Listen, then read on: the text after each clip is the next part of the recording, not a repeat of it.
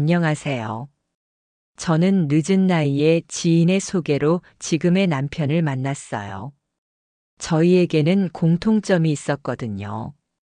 둘 다 무언가에 푹 빠져서 이성에 관심이 없었다는 점이에요. 저는 요리에 빠져 있어서 여기저기 유학을 다니며 공부하느라 남자에 관심이 없었고, 남편은 사업을 한다고 이것저것 벌려놓은 일들이 많아서 여자에 관심이 없었다고 해요. 저희를 엮어준 지인이 저희가 서로 그런 사정이 있다는 걸 알고 잘 맞을 거라 생각해서 주선을 해주었는데, 결론적으로 저희는 정말 잘 맞는 사이였어요. 처음 만남부터 어쩐지 이 사람이라면 결혼을 해도 좋을 것 같은 느낌을 받았는데, 남편도 그런 느낌을 받았다고 하더라고요. 남편은 잘 나가던 사업가였고 공부를 한다는 핑계로 거의 반백수나 마찬가지였던 저는 남편의 권유로 전업주부가 되기로 했어요. 오랜 시간 동안 요리 공부를 했던 사람으로서 요리사의 꿈이 없었던 건 아니지만, 남편을 만나고 나서 저만을 위해서가 아닌 남편을 위해 살아보고 싶다는 생각을 가졌던 것 같아요. 그렇게 해도 후회 없이 행복할 수 있을 거라는 믿음이 있었거든요. 요리뿐만 아니라 원래부터 살림에는 늘 자신이 있었어요. 공부만 하던 제가 아르바이트 아닌 첫 직업을 갖게 되는 게 전업주부라는 것이 조금 이상하긴 했지만, 어쨌든 배웠던 것을 활용할 길은 주부가 되고 나서도 다양하다고 생각했기에 가능했던 결정이었거든요. 무엇보다 남편을 위해 도움이 되는 아내가 되고 싶더라고요.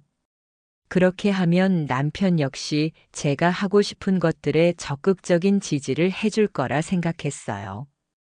그게 아니라면 제 안에 저도 몰랐던 현모양처의 꿈이 있었던 건지도 모르겠네요.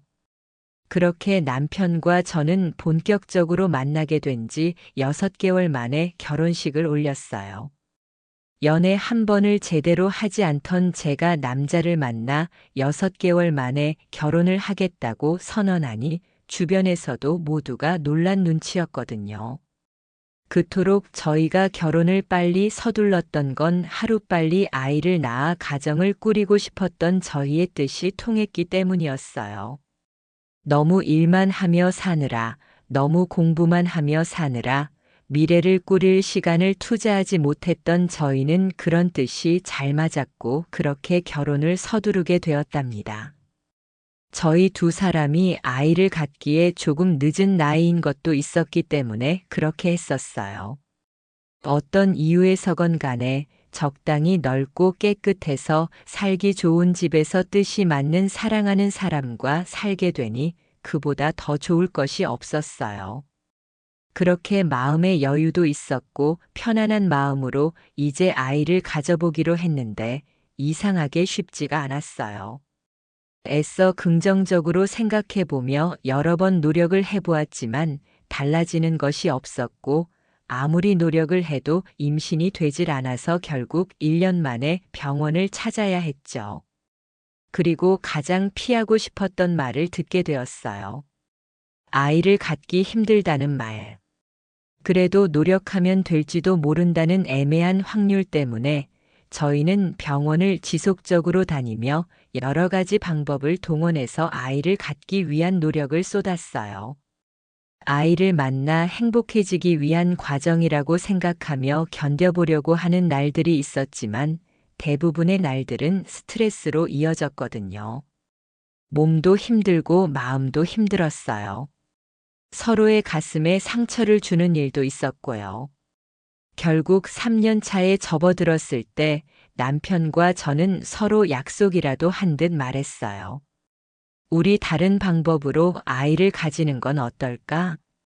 남편과 제가 생각해낸 방법은 다름 아닌 입양이었어요. 아무리 원해도 아이가 들어서지 않으니 그런 생각까지 도달한 거였거든요. 사실 남편과 저는 그동안 아이들을 후원하는 일을 하고 있었어요. 어려운 아이들을 돕고자 하는 마음도 있었지만 그 안에 아이를 너무나 갖고 싶었던 저희의 소망이 아예 녹아있지 않았다고는 하지 못하겠네요. 그래서 오히려 그런 아이들을 후원하며 지내온 세월이 있었기 때문에 입양이라는 제도에 대해서 긍정적으로 생각하게 되었던 건지도 모르겠어요. 남편과 제가 원하는 건 가족이었어요. 핏줄이 갖고 싶은 거였다면 저희는 그런 결정을 내리지 못했을 거예요. 다행히도 저희 둘 중 핏줄에 대해 집착하는 마음을 가진 사람이 없었고, 꼭 외모가 우리를 닮지 못하더라도 내면을 닮은 아이를 키울 수만 있다면 진정한 가족이 될 수 있다고 생각했었어요. 입양을 결정하는 것에 대해 시부모님이나 친정 부모님의 허락이 필요하진 않았거든요. 늦은 나이에 결혼을 했으니 쉽지 않을 거라는 것도, 그리고 저희가 그동안 노력했던 모습을 보셨으니 어느 정도 예상은 하고 계셨던 것 같았죠. 가장 중요한 건 저희 둘의 마음은 이미 서로가 확인을 한 이후였고, 이제 정식 절차를 밟아 아이를 입양하기만 하면 되는 순서가 찾아왔어요. 보육원이나 센터에 후원을 하면서 종종 봉사를 나가서 관계자들과 대화도 나누어 보았기에 얼추 알고는 있었지만 생각보다 입양을 하는 과정은 복잡하고 어려웠거든요.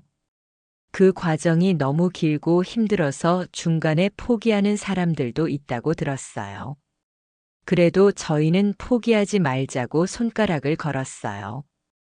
입양을 하기 위해 저희는 가장 먼저 아동복지회를 통해 입양 신청을 했어요. 담당 복지사는 저희에게 곧장 몇 가지 정보를 물어보았거든요. 아이를 양육하기 위해서는 안정적인 환경이 필수 조건이라고 했어요. 그 과정에서 혹시라도 저희의 나이가 결격 사유가 될까봐 긴장을 했었지만 다행히도 기관 방문 일정이 잡혔어요. 방문 일정을 기다리며 저희는 서류 준비를 했거든요. 정말 많은 서류들이 필요했지만 그중 가장 어려웠던 건 성장 배경이 들어간 에세이를 제출하는 일이었어요. 저의 성장 과정부터 어떤 환경에서 자랐는지, 어떠한 가치관을 갖고 성장했는지를 글로 작성해야 했거든요. 저희 부부는 각자의 삶을 돌아보며 한참 동안 머리를 쥐어짜며 글을 작성했어요. 아이를 만나기 위해 저희는 어쩌면 각자의 삶을 돌아보는 귀한 시간을 가졌던 거예요. 양육 계획서까지 모두 제출하고 나니 그 다음은 가정 방문의 시간이 남아 있었어요. 미리 약속된 일정에 한 차례 방문을 하셨고, 두 번째 방문은 저희에게 어떤 일정을 미리 알려주지 않은 채 불시에 진행되었거든요. 모든 방문이 끝나고 부모 교육을 들으며 남편과 저는 희망에 부풀었어요. 이제 곧 우리 아이가 될 아이를 만나겠구나 하면서 말이에요. 하지만 교육을 다 끝냈다고 해서 바로 아이를 만날 수 있는 건 아니더라고요. 무한한 대기가 필요했어요. 수많은 서류를 제출하다 지친 예비 부모들도 있겠지만 아마 이 과정에서 기다리다 지쳐 입양을 포기하는 사람도 있을 것 같았거든요. 저희에게 그 시간은 희망 고문처럼 느껴졌어요. 이미 아이를 갖기 위해 노력하며 수차례 스스로에게 희망 고문을 해야 했던 시간들이 있었기에 입양 신청을 해두고 기다리는 그 시간조차도 저희에게는 큰 희망 고문이었거든요. 긴 기다림에 지칠 법도 했지만 저희는 쉽게 지칠 마음의 여유조차도 없었어요. 그만큼 간절했거든요. 너무 원하다 보니 힘이 들어도 힘든 걸 금방 잊었어요. 곧 우리에게도 아이가 생긴다는 사실 하나만으로 말이에요. 기관에서 말하길 넉넉히 마음에 여유를 두고 2년에서 3년 정도는 생각을 하시라고 하더군요. 그 말을 들었음에도 마음을 그렇게 먹기가 쉽지 않았어요. 아이가 너무 간절해서 입양을 하는 입장이었던 저희는 그래도 하루 빨리 와주길 바랄 뿐이었죠. 매일매일 단 하루도 빼먹지 않고 간절히 기도했답니다. 그리고 마침내 기다리던 연락이 왔어요. 정확히 1년 7개월 만에 연락이었거든요. 그때 반가움은 이루 말할 수 없었어요.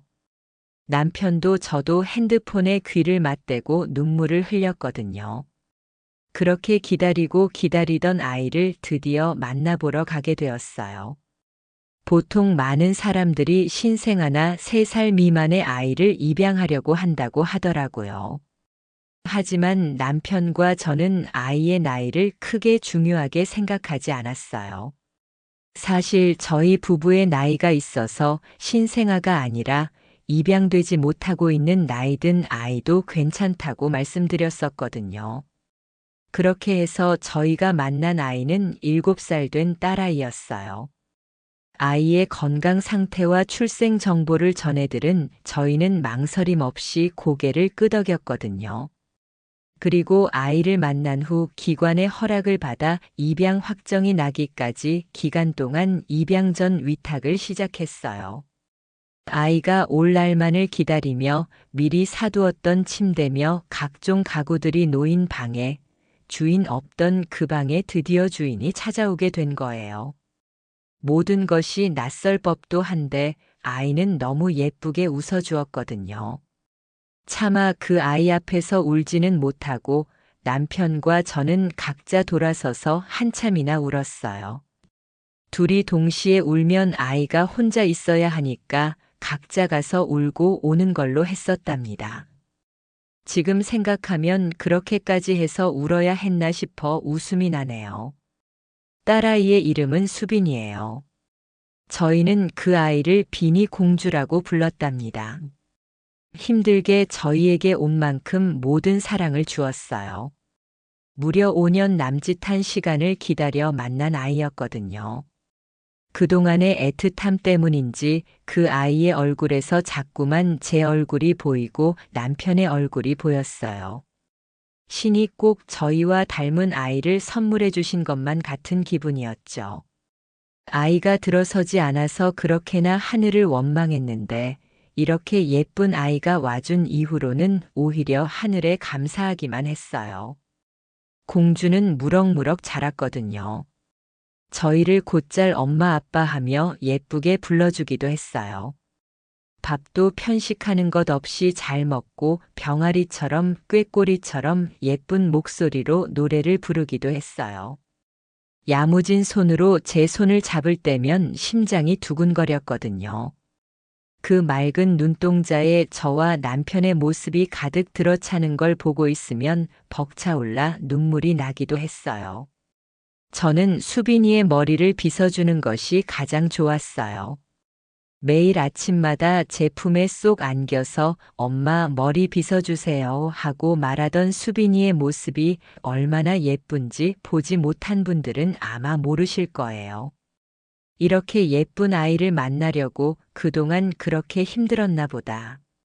남편과 저는 종종 그런 말들을 주고받았어요. 저의 사랑하는 딸이 가족에 의해 혼자 있었을 7년이라는 그 긴 공백을 사랑으로 가득 채워주기 위해 제 인생은 완전히 아이에게로 쏠려 있었거든요. 남편도 마찬가지였어요. 저희는 삶의 모든 것을 아이를 위해 바꿔가며 살았어요. 그리고 그런 순간순간들이 숨이 차오를 정도로 행복했었거든요. 하루하루를 모두 기록해가며 평생 돌려보고 또 돌려보고 싶을 정도로 꿈 같은 시간들이었어요. 그런데 그런 꿀 같은 달콤한 시간도 잠시 수빈이가 저희 곁으로 온 지 2년밖에 채 되지 않던 해에 남편의 사업이 힘들어지게 되었어요. 수빈이가 초등학교에 입학하고 2학년이 되었던 해였거든요. 어려운 상황에 남편은 집으로 돌아오지 못했어요. 저는 힘들어하는 남편이 걱정되어서 그래도 수빈이 얼굴이라도 보라고 말을 했었지만 남편에게는 그럴 생각조차 할 수 없을 만큼 큰 괴로움이 있던 것 같아요. 사실 저도 마음이 불안했어요. 여태 한 번도 그런 적이 없었기 때문에 게다가 사업에 대해 잘 모르는 제가 남편에게 도움이 되지도 못하는 것 같아서 괴로웠거든요. 남편은 가끔 수빈이와 제가 잠든 시간에 몰래 집에 들어와서 저희의 자는 얼굴을 보고 다시 회사로 향하곤 했어요. 수빈이를 학교에 보내고 나서 제가 회사를 찾아가서 남편의 얼굴을 보려고 하면 남편은 제게 말했었거든요. 어떻게 내가 당신 얼굴을 보겠어? 다 망해버렸어. 날이 갈수록 저희 부부는 불안감이 최고로 달하고 있었어요. 경제적인 어려움은 걱정해 본 적이 없었던 저는 대체 무엇 때문에 남편의 회사가 그토록 어려워졌는지 알기 위해 남편 몰래 알아보기 시작했어요. 상황을 아는 사람들 중 쉽게 입을 열어주는 사람들은 없었어요. 수소문 끝에 어렵게 찾아간 오래된 회사 직원 하나가 제게 울상을 하고 진실을 말해주게 되었거든요. 남편이 오랫동안 함께 믿고 의지하며 회사를 이끌어왔던 파트너가 계약서를 잘못 작성하게 되면서 회사 입장에서 심각한 적자가 일어났었다고 하더군요. 그래도 남편은 그 파트너를 이해하고 용서하려고 노력했었고, 상황을 지혜롭게 헤쳐나가기 위해 온 직원들이 머리를 맞댔다고 하지만 그 파트너가 도주를 하게 되면서 모든 사실이 수면 위로 떠오르게 되었답니다. 남편이 아니라 그 파트너를 따르던 직원들은 줄지어 퇴사를 하기 시작했고, 그 덕에 업무 마비가 오는 것은 물론 매출에도 타격이 컸었다고 하더군요. 파트너가 도주를 하게 되면서 공중으로 사라진 금액만 해도 한 해 매출을 훨씬 뛰어넘는다고 했어요. 그런데 시간이 더 흐르고 알게 된 사실이 그 사람이 처음부터 의도적으로 그런 행동을 했었다는 거예요. 늘 잘 나가던 남편을 시기했었다는 거죠. 죄책감이 크실 거예요. 남편이 수년간 믿었던 사업 파트너, 그 인간의 계획적 배신에 꼼짝없이 당해버리고 만 남편. 저를 비롯한 부모님들께도 남편은 털어놓지 못한 채 혼자서 그 모든 짐을 짊어지고 끙끙대고 있었던 거예요. 저는 당장 남편에게 전화를 걸었거든요. 받지 않는 전화를 걸고 또 걸었어요. 부재중 전화 3통이 지나가니 남편이 그제야 전화를 받았거든요. 남편의 첫마디는 그랬어요. 혹시 집에 무슨 일 있어? 그 상황에서도 겨우 제 전화 3통에 집에 무슨 일이 있느냐고 걱정을 하는 남편이 아내로서 측은하면서도 인간 대 인간으로 한심했어요. 저는 남편에게 일부러 못된 말을 뱉었어요. 제가 낼 수 있는 가장 못된 목소리로 말이에요. 당신 정말 그따위로 살 거야? 저는 당장 남편에게 집으로 들어오라는 말을 했어요. 그러고는 더는 못 참겠다고 하고 전화를 끊어버렸죠. 그랬더니 남편이 놀라서 집으로 달려왔고 저는 전화로 화를 냈던 좀 전과는 달리 남편을 보자마자 와락 끌어안으며 말했어요. 사업이 망했다고 당신이 망한 게 아니잖아. 왜 혼자 힘들어하고 있어? 왜 나랑 나눠 가질 생각은 하지 않는 거야? 우리 부부잖아. 나는 죽어도 당신 편인데 왜? 제 말을 들은 남편은 말했어요. 제게 모든 것을 털어놓는 순간 제가 함께 힘들어할 거라는 걸 알아서 차마 말할 수가 없었다고, 그리고 곧 해결할 수 있을 거라고 생각했었다고, 그런데 뜻대로 되지 않아서 이대로 바닥을 쳐야 할 것 같아서 미안하다고 말했어요. 용기가 없어 말하지 못했던 남편의 어깨가 가엾게 보였거든요. 하지만 어차피 이미 벌어진 일이었고 가장 최선의 수습은 함께 나누어 짊어지는 것뿐이었어요. 그렇게 회사는 문을 닫았어요. 완전히 파산이었죠. 그 와중에 도망간 남편 친구를 찾아내서 처벌받게 할 방법을 찾고 다녔지만 이미 해외로 튀어버린 건지 국내에 흔적도 없는 그 사람을 잡아다 죽이는 건 너무 어려웠어요. 빚밖에 남지 않았으니 경제적인 어려움도 있었고요. 남편은 스트레스로 탈모와 불면증까지 왔어요. 저도 힘들고 남편도 남편대로 힘들었지만 가장 괴로웠던 건 그 상황을 지켜보는 딸아이 수빈이었을 거예요. 하지만 저희 부부는 미처 생각하지 못했었죠. 그걸 지켜보는 수빈이의 심정이 어떨지를 말이에요. 수빈이의 속마음을 알게 된 건 학교 선생님 때문이었거든요. 평소처럼 아침밥을 먹이고 학교를 보낸 뒤 청소를 하고 있는데 전화가 걸려왔었어요. 수빈이 어머님 학교입니다. 혹시 댁에 무슨 일이 있으신가요? 다름이 아니라 수빈이가 몇 번 얼굴을 본 적이 있는 수빈이의 담임 선생님의 표정이 눈앞에 그려졌어요. 선생님이 꼭 잔뜩 굳은 표정을 하고서 저를 바라보며 말하는 것만 같았거든요. 선생님은 수빈이의 일기장을 매일 확인하고 있었어요. 학교에서 아이들에게 매일 일기를 써오라고 숙제를 내주었는데 제가 한동안 여러 가지로 힘들어서 수빈이의 일기 숙제를 챙겨주지 못했었거든요. 아이의 마음을 가장 잘 들여다볼 수 있는 장치가 어쩌면 그 일기장일 텐데 제가 미처 들여다보지 못했던 거예요. 그리고 제가 보지 못했던 그 시간 동안 저를 대신해서 선생님께서 그 일기장을 봐주시고 계셨던 거죠. 그저 숙제 검사를 위한 행동이었지만 일기를 읽다가 범상치 않음을 느끼시곤 연락을 주신 거였어요. 선생님과의 통화를 끊고 나서도 저는 손이 덜덜 떨려서 핸드폰을 그대로 귀에 붙인 채 아무것도 하지 못했어요. 겨우 9살 된 어린아이에게 무슨 생각을 하게 만든 건지 죄책감과 미안함이 밀려들었거든요. 하루 종일 멍하니 그렇게 바보처럼 시간을 보내고 있다가 수빈이가 학교에서 집에 들어오고 나서야 정신을 차렸어요. 저는 아무렇지 않은 듯 수빈이에게 하루 일과를 물어보는 척하며 가방 속에서 일기장을 꺼냈어요. 그리고 여러분, 수빈이의 일기장 속에는 온통 저와 남편에 대한 이야기뿐이었거든요. 그중 선생님이 그냥 넘길 수 없어서 제게 전화를 주셔야만 했던 날의 일기가 보였어요. 9살이 쓴 일기라고 믿어지지 않을 내용이었거든요. 아빠 회사가 망해서 우리 집이 어려워졌다고. 우리 집이 망했다고. 그래서 나 다시 집에서 쫓겨나게 될까봐.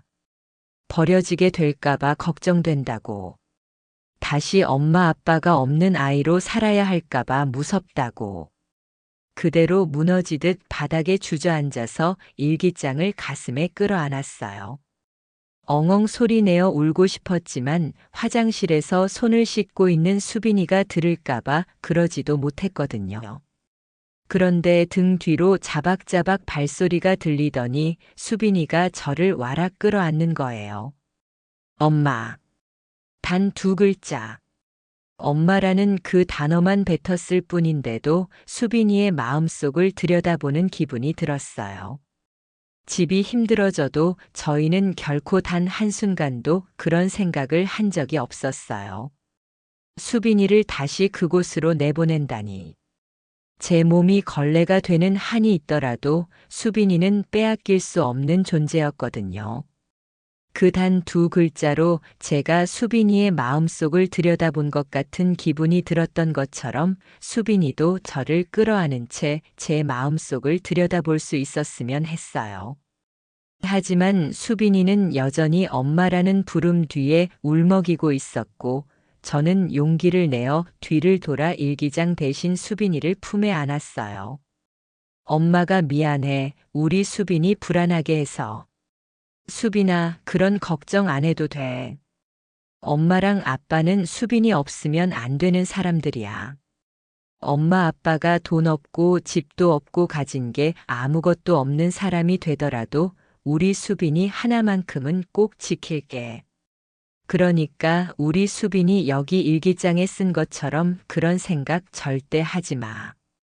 엄마 아빠는 죽을 때까지 우리 수빈이 엄마 아빠 할 거니까.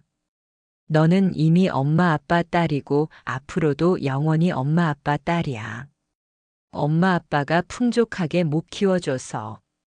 그래서 오히려 미안해. 엄마 아빠가 미안해, 수빈아. 울먹이던 수빈이는 결국 제 품에 안겨서 울음을 토해냈거든요. 저도 그런 수빈이의 뒤통수를 끌어안은 채 눈물을 흘렸어요. 집에 남편이 없어서 다행이라고 생각했어요. 그 장면을 남편이 봤더라면 남편이 더 힘들어했을 거예요. 그날 밤 결국 저는 저의 가족의 행복을 위해서 남편에게 제안했거든요. 모든 걸 내려두고 우리 살기를 만드는 것에 집중하자고 말이에요. 그렇게 저희는 흔적 없이 사라진 그 몹쓸 자식을 찾는 것을 속이 쓰리지만 일단 그만두기로 했어요. 될 수 있으면 하루라도 빨리 가슴 저편에 털어버리기로 했거든요. 대신 우리 가족을 위해 앞으로의 일만 생각하기로 했어요. 가슴이 미어지고 답답하기도 하고 힘들었지만 가슴에 묻어두고 수빈이를 생각해야 했거든요. 남편이 더 병드는 것도 싫었고요. 그래서 그날로 저희는 서로를 위해 살기로 다짐했어요. 저는 속으로 한 번 더 다짐했죠. 우리 가족들을 위해 어떻게든 살아내자고 말이에요.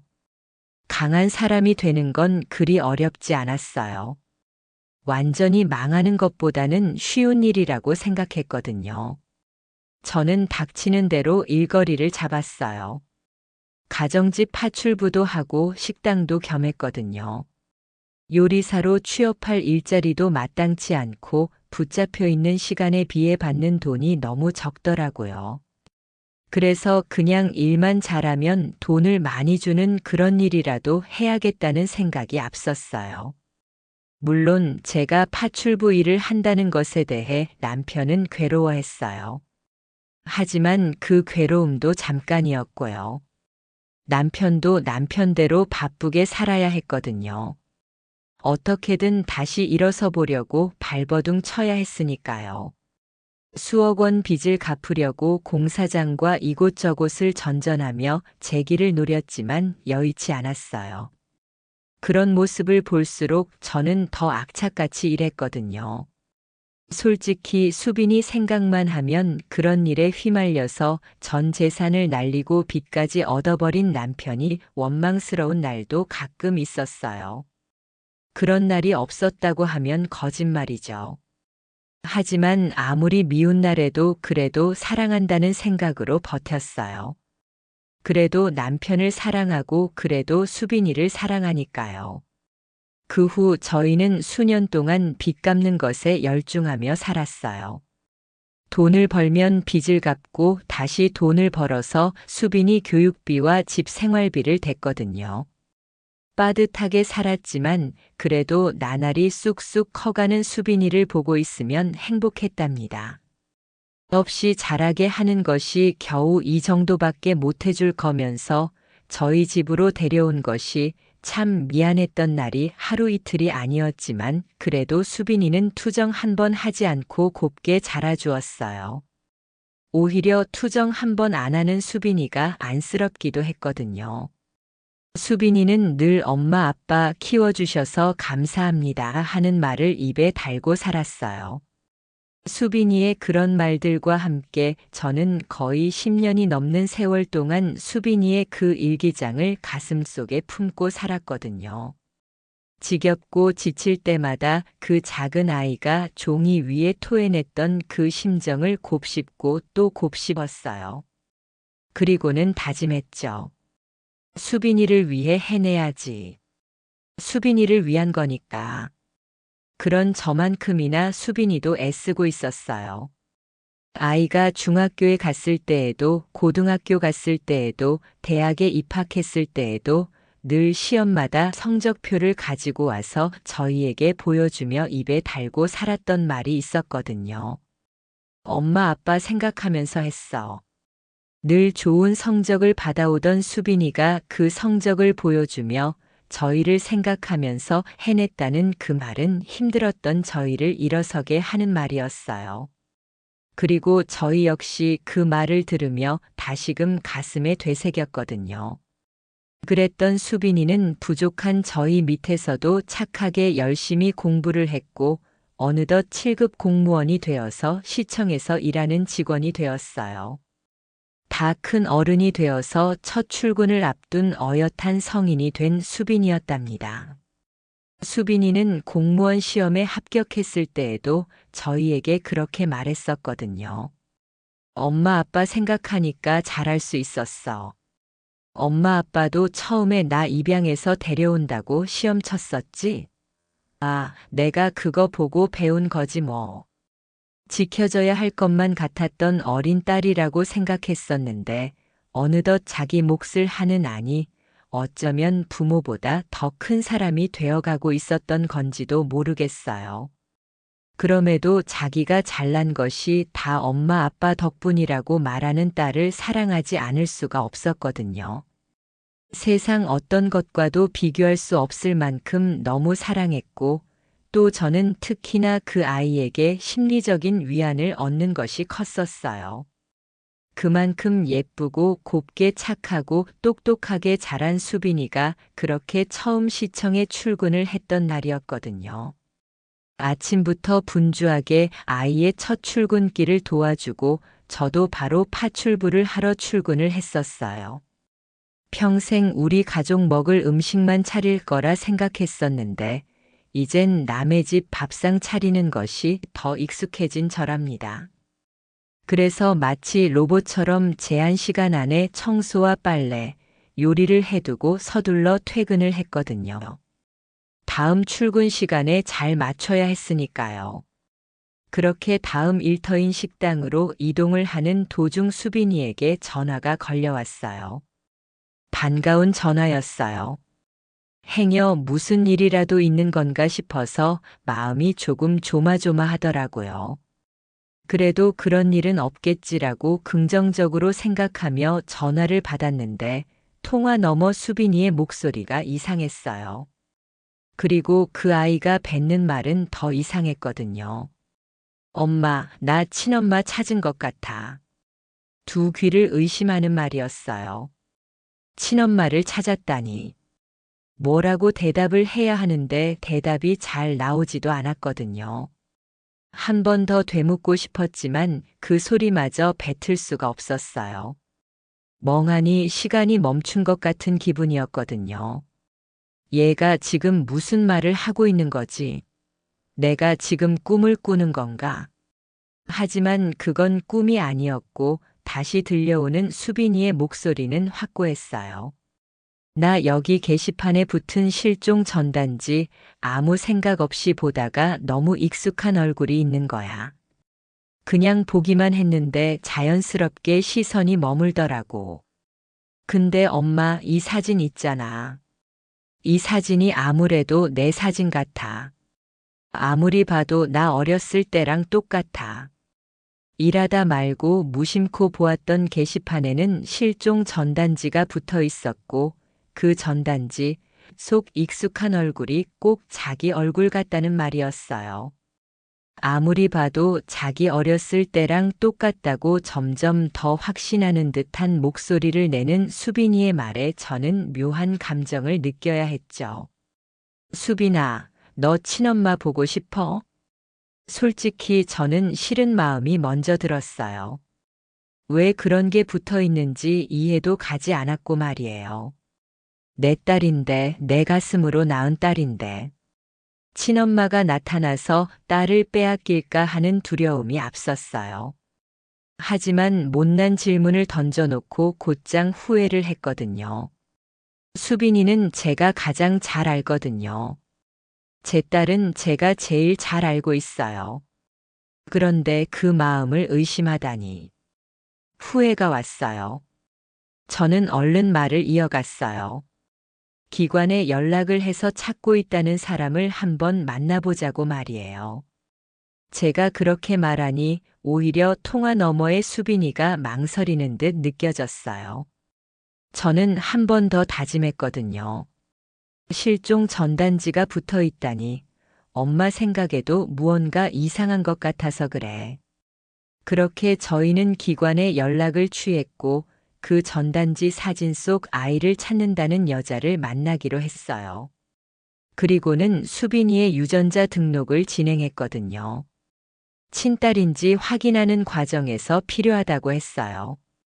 그러는 와중에도 남편과 제 머릿속에는 혹시나 진짜 친엄마가 맞으면 우리는 어떻게 해줘야 하는 걸까 하는 복잡한 마음이 들었었어요. 저희가 아이를 데려다 키웠다고 해서 아이를 마음대로 할 수 있는 것도 아니었거니와 무엇보다 이제 어엿한 성인이 되어버린 수빈이가 본인 의지대로 할 수 있게끔 해주어야 하는 것이 우리의 역할이었기 때문이에요.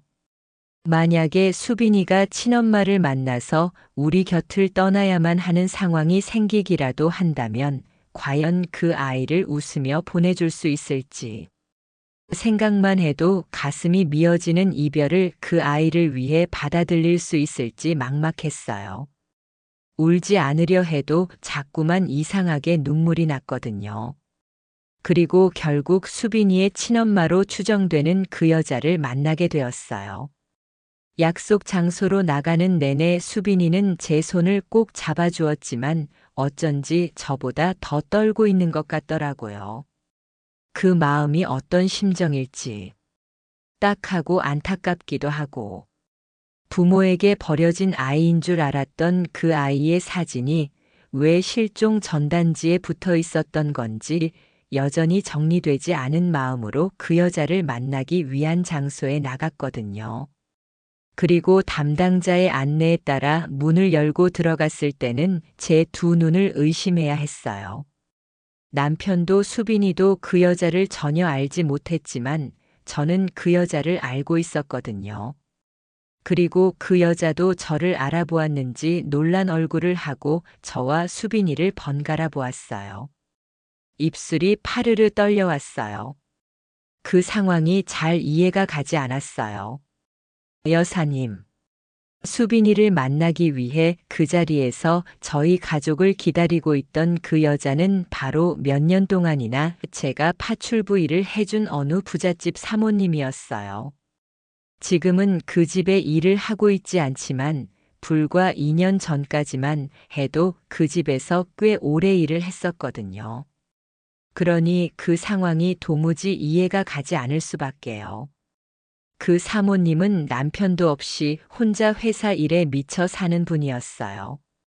그런데 어떻게 그분이 수빈이의 친엄마가 될 수 있다는 건지. 놀라고 당황한 저를 수빈이와 남편이 동시에 쳐다보았어요. 사모님도 저를 향해 한 번 더 여사님 아니냐고 물어오셨거든요. 사모님이 왜 여기에?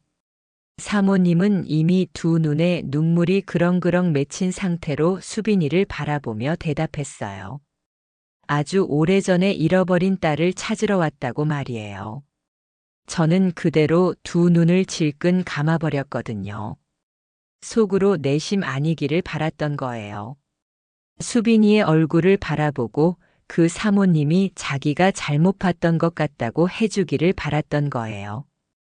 하지만 수빈이의 얼굴을 확인한 사모님의 표정은 확신에 차 있었어요. 그리고 무엇보다도 제가 바라본 두 사람의 얼굴 역시 너무나 닮아 있었거든요. 눈물이 차올랐지만 그 자리에서 제가 울 수는 없었어요. 수빈이와 맞잡고 있던 손을 놓아주고 그 아이의 어깨를 살며시 쓰다듬었는데 힐끗 나를 바라보던 수빈이가 한 발자국 그 사모님의 앞으로 다가갔어요. 그리고 수빈이가 내뱉은 첫마디는 한겨울 얼음장보다도 더 차가웠어요. 마치 그날 그렇게 만나러 간 것이 왜 자기를 버렸느냐 따져 묻기 위함이었던 사람처럼 말이에요. 저를 그렇게 버리셨으니 많이 안녕하셨지요? 그 사모님의 대답을 기다리며 수빈이의 떨리는 뒷모습을 그저 바라볼 수밖에 없었거든요. 그런데 그때 사모님이 고개를 좌우로 저으며 그 자리에 털썩 무릎을 꿇고 앉았어요. 그리고 곧이어 살면서 한 번도 들어본 적 없는 서러움이 가득한 울부짖음이 들려왔거든요. 가슴 깊숙한 곳에 한이 맺힌 것 같은 그런 울음소리였어요. 본능적으로 울컥하는 감정이 치밀었어요. 말을 꺼내기도 전에 느껴지더라고요. 그분이 일부러 수빈이를 버렸던 게 결코 아니라는 것이. 아니야, 그런 게 아니야. 엄마는 너를 버린 적이 없어. 내가 생각하는 그런 게 결코 아니야. 그래도 엄마가 미안해. 정말 미안해. 뒤늦게 너를 찾아보려고 애를 썼는데도 찾을 수가 없어서. 엄마가 미안해. 엄마가 다 잘못했어. 제가 찰나의 순간에 예감했던 것처럼 사모님은 뭔가 사정이 있었던 것처럼 수빈이에게 눈물로 호소하기 시작했어요. 예상치 못한 상황에 수빈이 얼굴이 일그러졌지만 남겨진 공간 안에서 사모님의 이야기가 시작되었거든요. 대화를 나누는 동안 마시기 좋은 차가 테이블 위에 올려져 있었지만 저희는 그 누구도 그 차에 손을 대지 않았어요. 저는 너무 긴장했고 제가 긴장한 것만큼 두 사람도 긴장했던 순간이었어요. 여사님, 제가 혼자 사는데 어떻게 수빈이 엄마일 수가 있는지 이해가 안 되시죠? 충분히 그러실 거라 생각해요. 사실 저한테는 집안에서 맺어준 사람이 있었어요. 서로가 서로한테 크게 관심은 없었지만 결혼해서 나쁠 것이 없는 상황이었기에 그냥 부모님이 하라고 하시는 대로 그 사람과 결혼을 했어요. 딱히 크게 좋아하거나 하는 사이는 아니었지만 그래도 함께 살며 정이라는 게 들었었고 자연스럽게 저희 사이에도 아이가 생겼어요. 그때 그 아이가 민서예요. 수빈이 이름이 민서거든요.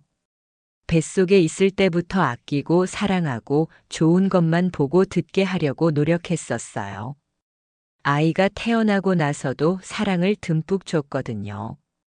남편과는 원래 사랑 같은 건 크게 없던 사이였지만 근데 아이가 3살 때쯤부터 남편이 집에 소홀해진 게 느껴졌어요.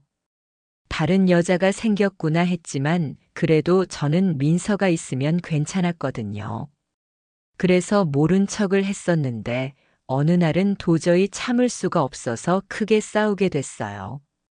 그날 그냥 참았더라면, 내가 그 인간이랑 싸우지만 않았더라면, 사모님은 두 눈을 질끈 감았다가 한참이나 뜨지 못한 채 숨을 골랐어요. 그때를 떠올리니 다시 감정이 북받쳐 오르는 듯 보였거든요. 저는 그 이야기를 들으면서 제가 모르는 때에 수빈이가 엄마에게 사랑을 받는 아이였다는 사실이 충격적이면서도 한편으로 안심이 되었어요. 그냥 그런 마음이었거든요. 수빈이에게 이 이야기가 큰 상처가 되진 않을 것 같다는 본능적인 느낌이 들었어요. 이 말이 정말 다 진실이라면 저 사람이 우리 수빈이를 일부러 버린 것은 아닌 게 되니까요. 집안이 쩌렁쩌렁 울릴 만큼 큰 소리로 싸웠어요. 그날. 그리고는 남편이 집을 나가야겠다고 하더라고요. 저더러 마음이 평온해질 시간이 필요한 것 같다고. 좀 진정되면 아이를 데리고 다시 들어오겠다고. 아이를 데리고 나갔어요. 그때 그냥 헛소리 하지 말고 애는 두고 나가라고 했어야 했는데 감정이 너무 격해서 저도 그런 생각을 해버린 거예요. 이런 상태로 애를 데리고 있으면 애한테도 안 좋겠다는 생각. 멍청한 생각이었어요. 남편이 애를 데리고 나간 동안 앞으로 어떻게 갈라설지 고민하느라 머리가 터질 것 같았어요. 몇 시간이 지나도 남편이 오지를 않고 애 때문에 걱정이 돼서 언제 들어올 거냐고 전화를 했더니 그제야 집에 들어오더라고요. 그런데 그 인간. 정말 미친놈이더군요. 아니, 제가 미친 거였죠. 부부싸움 끝에 아이를 데리고 집을 나갔다는 사모님의 남편은 다시 집으로 돌아왔을 때 혼자였다고 했어요. 술 냄새를 풀풀 풍기며 남편이 집에 들어와서 처음 건넨 말이 민서는 어디 있냐는 소리였다고 해요. 사색이 되어서 사모님이 무슨 소리를 하는 거냐고, 당신이 애 데리고 나가지 않았느냐고, 애를 데리고 나가서 술을 마시고 있었던 거냐고 하자 남편은 자기가 언제 아이를 데리고 나갔느냐고 큰 소리를 쳤다더군요. 나가서 술을 마실 줄 알았으면 애를 못 데리고 나가게 했을 거예요. 그래도 그간 같이 살면서 봐왔던 모습이 나한테는 못해도 아이한테는 잘하던 인간이라 정말 아이를 위해서 밖으로 데리고 나간 줄 알았어요. 그렇게 믿은 제가 나쁜 엄마였어요. 아이를 데리고 집을 나가서 술을 얼마나 마셨으면 애를 데리고 나간 것조차 잊어버릴 수가 있었을까요? 이야기를 듣는 도중 화가 나서 참을 수가 없었어요. 수빈이도 화가 났는지 고개를 숙인 채 화를 사기는 것 같았거든요. 저는 그런 수빈이의 손을 꼭 잡고 말했어요. 그래서요? 그럼 그대로 찾으셨어요? 하는 거 아니에요? 충분히 찾을 수 있었던 거 아니에요? 절제되지 못한 감정 탓에 말이 거칠게 나갔어요. 사모님의 잘못은 아니었지만 그래도 찾을 수 있지 않았나 하는 생각이 미친 듯 들더라고요. 수빈이도 같은 생각을 하고 있을 것 같아서 더 화가 나고 마음이 아팠어요. 사모님은 오해하지 말라며 그 길로 당장 뛰어나가서 동네를 뒤지며 아이를 찾기 위해 몸부림쳤다고 설명했어요. 한참 동네를 뒤지고 다음 동네를 뒤지고 하는 도중에 사람들 말이 어떤 여자가 아이 손을 잡고 가더라는 거예요. 눈알이 뒤집혀서 경찰서에 신고를 하고 밤새 그 동네를 이잡듯 뒤져보았지만 행적을 찾을 수가 없었다고 했어요. 변명으로 들릴지 몰라도 누구보다 아이를 찾고 싶었던 건 바로 자신이라며 사모님은 울고 또 울었어요. 하루가 지나고 이틀이 지나고 일주일이 한 달이 되고 1년이 되는 동안에도 수빈이를 찾을 수 없었다고 했거든요. 아이를 찾아야 했기에 쓰레기 같은 남편과 이혼할 생각도 하지 못하고 그렇게 아이 찾는 것에만 5년을 쓰다가 자기 때문에 아이를 잃어버렸다는 죄책감에 끝내 남편이 스스로 목숨을 끊어버렸다고 했어요. 그런다고 애가 살아오는 것도 아닌데. 비겁한 인간. 끝까지 찾아볼 생각은 안 하고. 사모님은 남편이 먼저 저 세상으로 도망가 버린 후에도 수빈이를 찾기 위해 애썼다고 했거든요. 하지만 어디에서도 소식을 전해 들을 수가 없었고 주변에서는 다들 포기하라는 말을 했다고 해요. 그러다 문득 망가진 자신의 모습을 보며 덜컥 겁이 나더라는군요. 혹시나 다시 아이가 집에 돌아온다면 아이에게 좋은 환경이 아닐 것 같다는 생각. 아이가 돌아왔을 때 이렇게나 엉망이 되어버린 곳에서 살게 할 수는 없을 것 같다는 생각. 그런 엄마가 되고 싶지 않았다고. 그래서 회사를 다시 일으키고 일만 하며 지냈다고. 거기까지 이야기를 들은 수빈이가 벌떡 고개를 들어서 사모님을 바라보았거든요.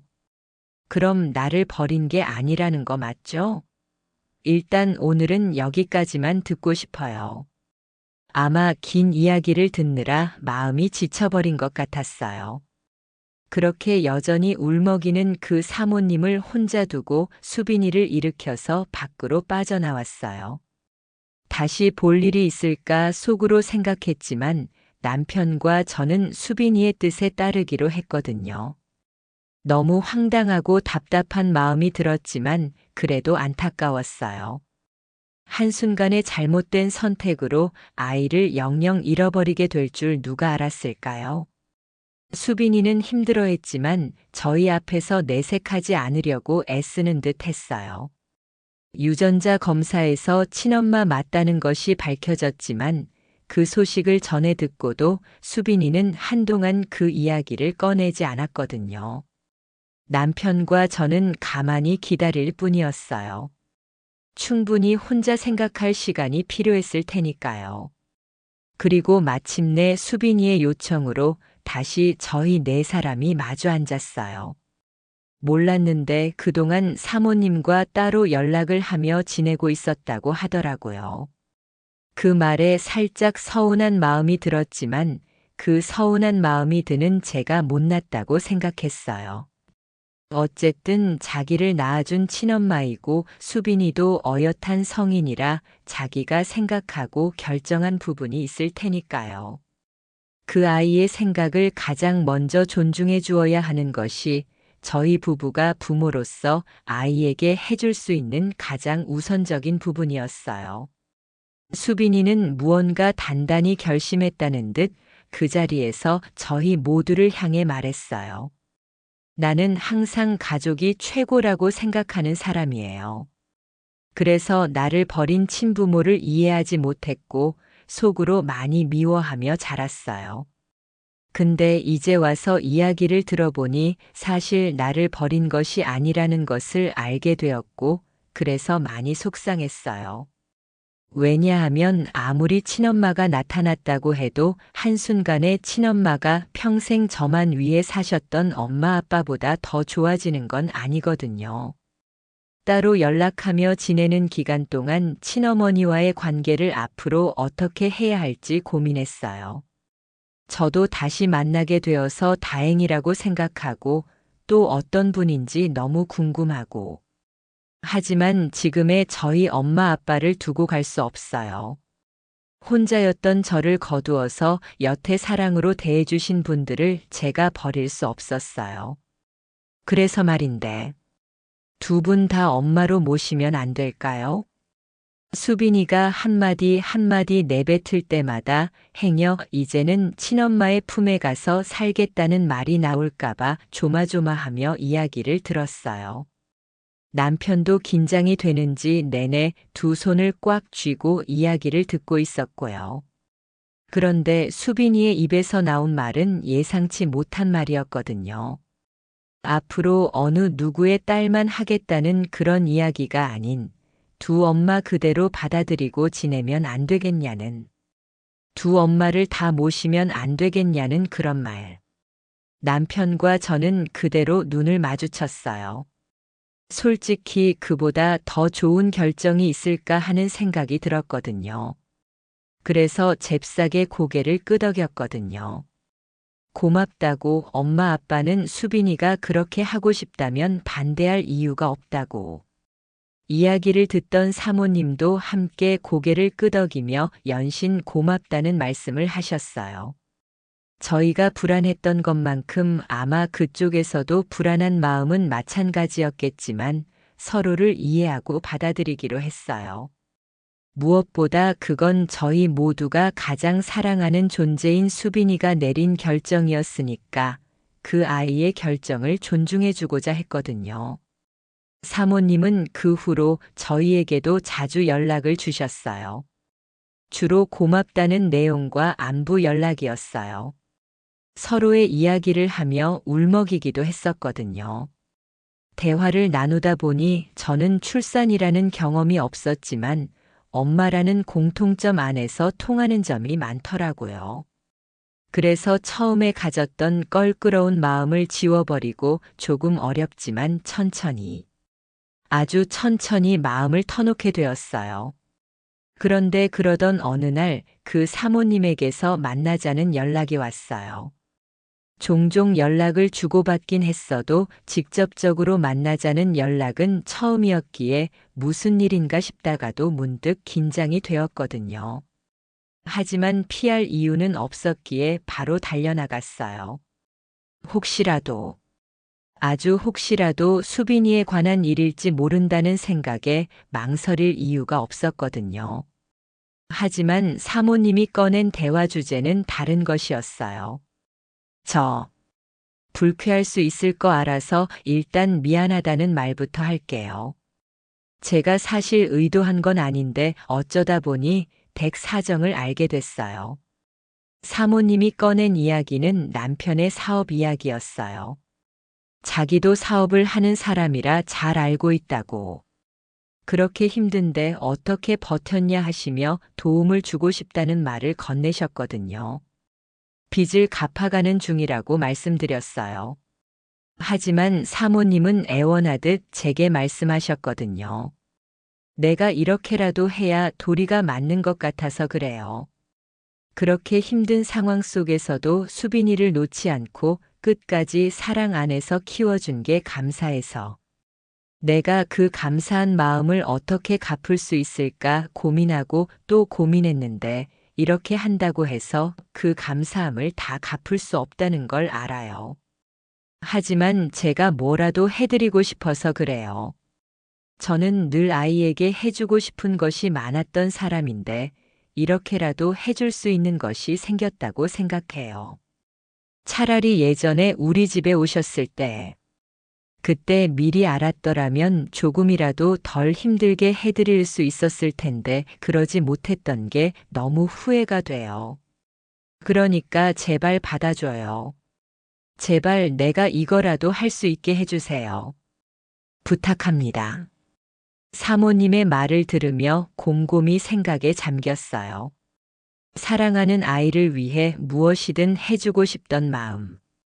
그 마음으로 저희 부부는 수빈이에게 나름의 최선을 다하며 지내왔어요. 다 줘도 늘 부족한 것 같아서 미안했던 마음. 다 줘도 더 주고 싶은 그런 마음. 문득 사모님에게도 그런 마음이 있었을 거라고 생각하니 마음이 좋지 못했어요. 이제라도 이렇게 수빈이에게 해줄 수 있는 것이 생겼다는데 그걸 제가 막을 자신이 없더라고요. 그리고 솔직히 한편으로 빚을 갚을 수 있다는 생각을 하니 마음이 놓이기도 하고 남편과는 물론이고 수빈이와도 충분한 대화를 통해 상의를 했어요. 이건 저와 사모님 둘만의 대화로 결정할 수 없는 부분이었고요. 결국 그렇게 했으면 좋겠다는 수빈이의 의견에 따라 사모님께서 저희 빚을 갚아주시게 되었어요. 사업도 마음의 빚도 어느 정도 청산한 저희는 그로 인해 천천히 서로에게 마음을 터놓으며 좋은 관계로 잘 지내고 있어요. 수빈이는 저희 두 엄마를 김엄마, 박엄마라고 불러요. 첫째 엄마, 둘째 엄마라고 부르는 건 왠지 저희 둘에게 순서를 부여하는 것 같아서 꺼려진다고 하더라고요. 어떤 호칭으로 불리건 간에 여전히 수빈이가 제 딸이라서 행복해요. 현명하고 지혜로운 수빈이를 낳아준 사모님에게 감사한 마음이 드네요. 무엇보다 아이의 마음속에 상처로 자리 잡았던 일들이 이제 싹 씻겨 나가기를 간절히 기도해요. 지금까지 사연 들어주셔서 감사합니다.